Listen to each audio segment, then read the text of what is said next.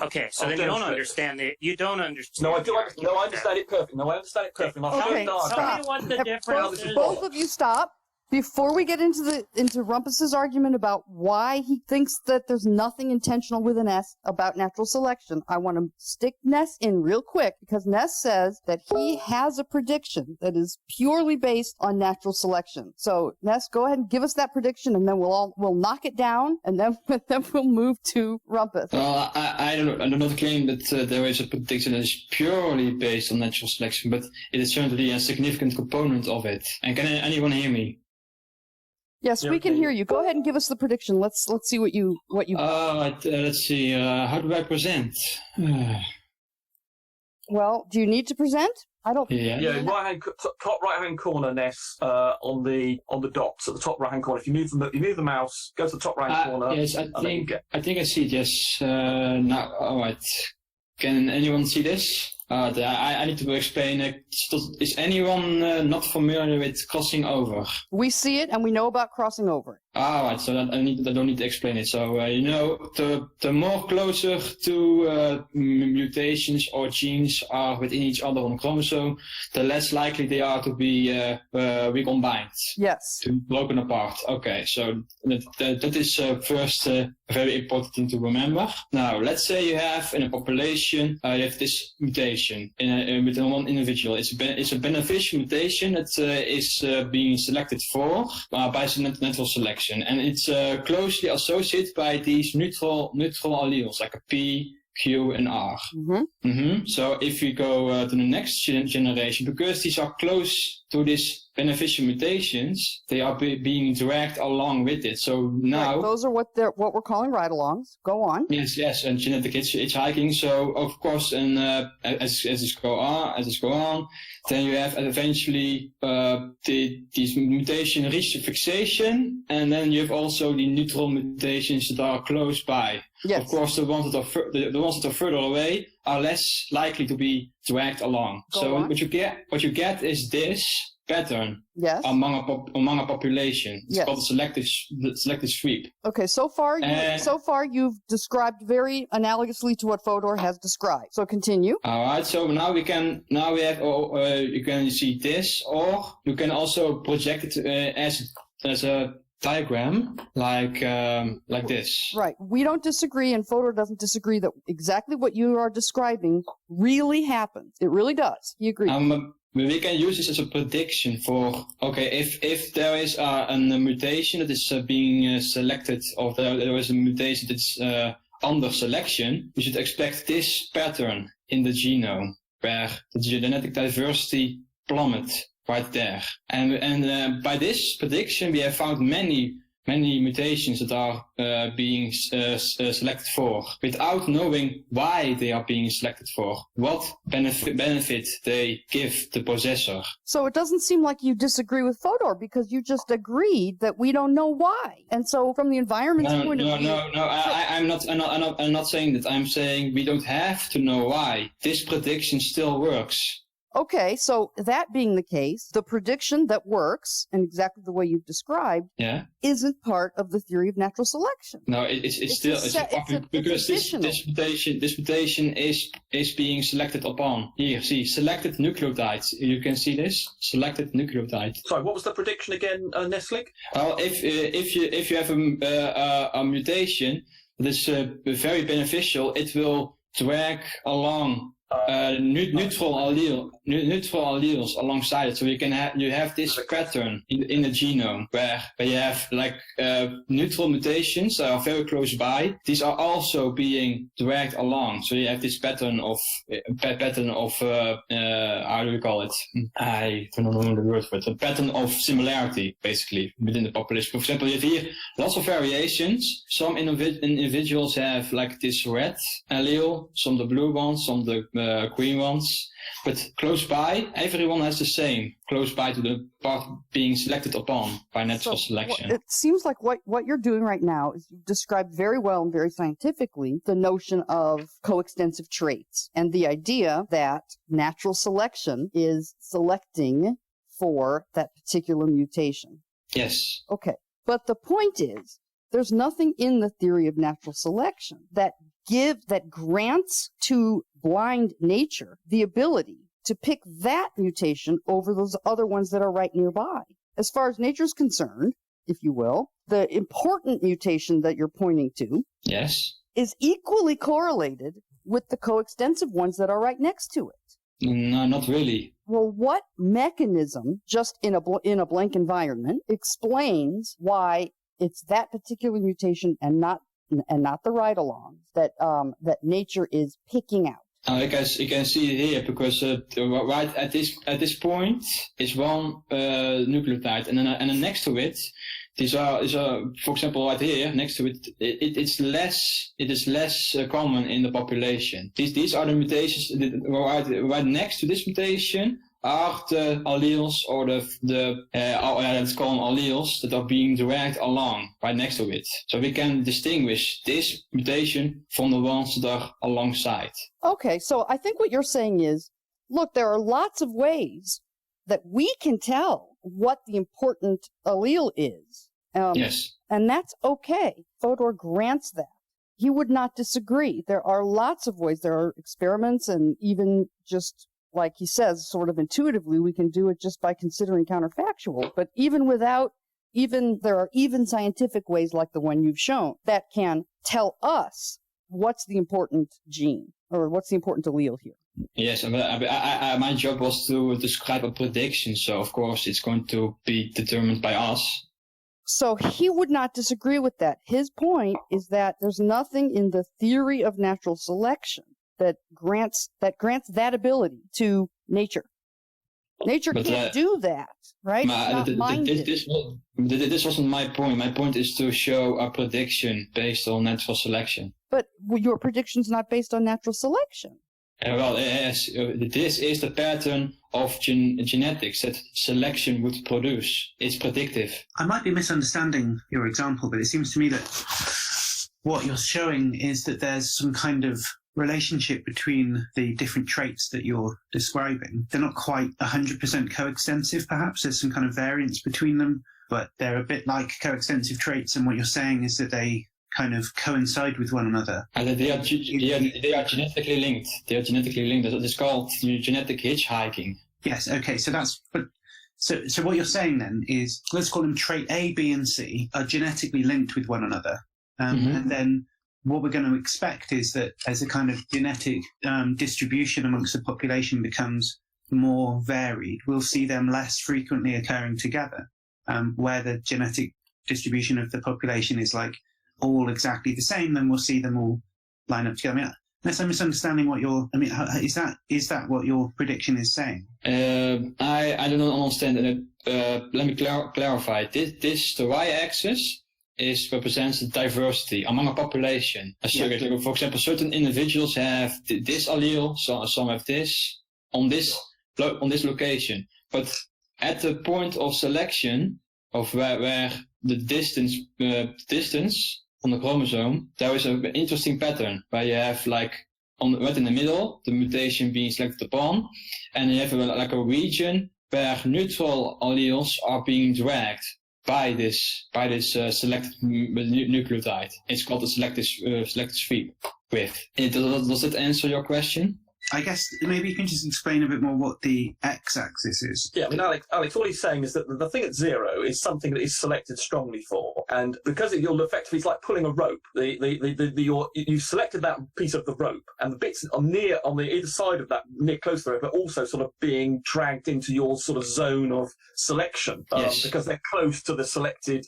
gene. And just so happens that the way the genes are chopped up and selected, it's not down to the individual nucleotides, it's down to bigger sections. So if you're pulling a little bit of rope, you actually have to pull, a bit of rope with you. And so he's just saying if you select this, then that's what counts for these other the ones close to it effectively can be close to being coextensive because they're also selected. So it's a real world example of there's a lot of detail on there that I'm not sure. I mean, that is obviously the practice of biology, which is not anything like my field, right? But what's relevant here is the argument that we're trying to set forth. But how is what we've just looked at in any way relevantly different from simply saying, so things with hearts, let's just suppose that everything that has a heart has a thing which makes thump noises, so they're coextensive.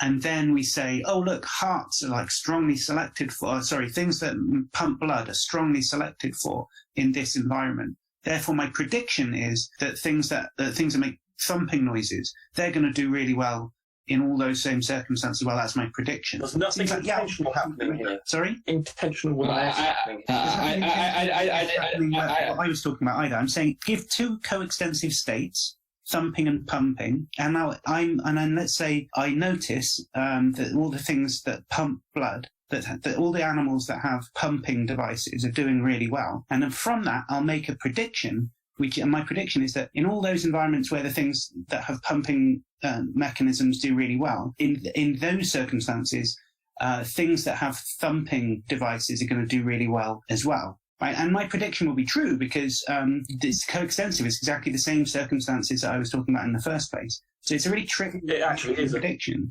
Of course, making a thumping noise isn't necessarily coextensive because an animal could, for instance, make thumping noises without it emulating a heart. But if you want to, I don't see what difference that makes to the point. I'm saying assume that they're coextensive. Right. Okay. If you want to assume, if you want to make that by definition, okay. I'm just saying, think about the type of prediction. I mean, look. If all Scotsmen are drunk, right, and no one else is drunk apart from Scotsmen, then from the fact that I can say, oh, this pub's full of Scotsmen, I'm going to make a prediction, the pub's full of drunkards, right? That's bound to be true, but I mean, it's not a proper prediction, right? It's just a kind of trivial feature of the fact that all and only Scotsmen are drunkards, right? It's not really a prediction, and it seems to me that that's what's going on here. Okay, we've got these rivalry traits; they're quite correlated to feature because there are no traits. Here, there are only nucleotides. What you're doing, Ness, let me give it a shot.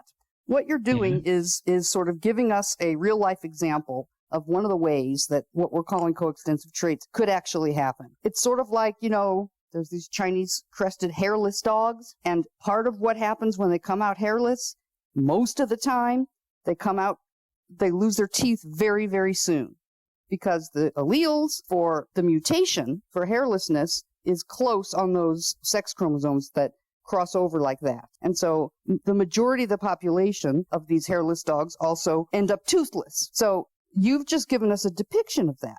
But Fodor doesn't disagree with that. In fact, he says... I'm not disputing Fodor. I'm saying I might make the point that this is a valid prediction based on natural selection. That's the only point I'm making. Okay, I think it's not based on natural selection. Here's a selected nucleotide. That's basically what natural selection is. I don't know. How can this be not natural selection? Well, you've already started off by saying that whichever one of those nucleotides it is the one that's selected for. Yes. Right. Okay, great. But how does natural selection do that in the first place? That's really the issue. I mean, if you could explain how it did that, then you could probably go on to make predictions. That's not valid to my prediction. I can still predict this pattern. For example, let's pick mutation A in the genome. If that mutation is under natural selection, we should expect this pattern. Okay. In the genome. We agree that you can expect the pattern. Yes. Nobody disagrees with that. And that's a prediction. Yeah, but what they're complaining about is that you have to justify why there was that dip in the first place. I think it's what they're complaining about. Well, it's not that he has to. It's that people who have this view of natural selection say that natural selection is the reason, is the why of it, and that's the problem. Look. Here's how I see it. Right, if I am allowed to have as a starting point the fact that, say, certain ecology selects for giraffes having long necks, if I'm allowed to have that as my starting point, then I can make predictions. And because let's just say natural selection somehow has enabled me to know that fact. Right now, I can go on to make predictions such as giraffes with long necks are going to do better than ones with short necks, right? Because I already know that the environment selects for things that have long necks, right? It's not, and we're not saying that you can't make any prediction that in some sense has the words natural selection kind of in the picture somewhere, right? What we're looking for is use natural selection only to show that long necks will be selected for in an environment rather than some other. Well, that's too specific though. We talked for that particular the context is too sensitive, as you mentioned earlier. But as I said, for desert conditions or in polar conditions, we can come up with more general laws, and natural selection will say you will see these traits proliferate. And you explanation. Can I interject for a moment? I gave an example of a prediction, but the objection I'm hearing have almost nothing to do with my prediction. I'm hearing long necks and tom-tom heartbeat, but I didn't speak of any traits, any phenotype. I am only showing genetics on genetic basis. What I'd be more interested in seeing would be a prediction. So you start off with, the nucleotide or whatever, which you start off by saying is being selected for. What you're showing is that there's a nucleotide which is selected for, and things which are genetically nearby to it get dragged along with it, yes. Right? Because it's being selected for. Okay, great. But what I'm looking for is an explanation for why that nucleotide is selected for rather than a different one. That's the point. We don't have to. It's still a valid prediction. Yeah, but that's the prediction they're looking for, Ness. They're saying, why is that change being selected for 0 as opposed to every other coordinate is being selected for? They're not complaining about the dip and the fact that other co-extensive traits are being dragged on. They want to know why the dip is there and not say, I can't see your diagram, say at 0.4. That's what they're asking for. Why does natural selection say why it's at 0 rather than plus 0.4? Again, it doesn't have to. It is still the prediction, the predictive value. But you're saying here I've got the selection, and then the consequences of that selection are this draggy shape. They want to know, what about natural selection? I'm totally on your side, by the way. They're saying, well, hold on, I want a general rule. I want to be able to go to the book of algorithm of natural selection and find out why that dip is at 0 and not 0.4. That's the sort of thing that Alex and Fodor seem to be assuming I cannot answer that. It's still a valid prediction. Okay, then we don't disagree. Well, there's the consequence. Okay, do you agree then this is a valid prediction based on natural selection? No, I don't agree that not based on natural selection. I agree that it's a prediction. The position of the peak nest is caused by natural selection. The rest of it is the consequence of biology. Yeah, sure. So that's the point. They're saying that where the peak is what they're interested in saying is what they're claiming is the problem. That's what natural selection needs to predict. The fact you've got some consequences of that selection is not the point. They want to know why it's selected for at 0 and not selected for, say, at 0.4 or 0.8. We can, for example, if you find such a pattern in the genome within the population, then we can further investigate. Here we have a mutation. This under selective pressure. Okay, now we can investigate. Why the selective pressure there? And then we can investigate why this mutation is under selective pressure. But that's a different. They're claiming that, but that's the point. They're then saying you then have to go and research this, and it's not the theory of natural selection that you then have to go and research this, find out what the reason is. And that had nothing to do with the book of natural selection. It had to do with your researching into the consequences. That's a whole different story altogether. It's not part of the prediction that I'm showing.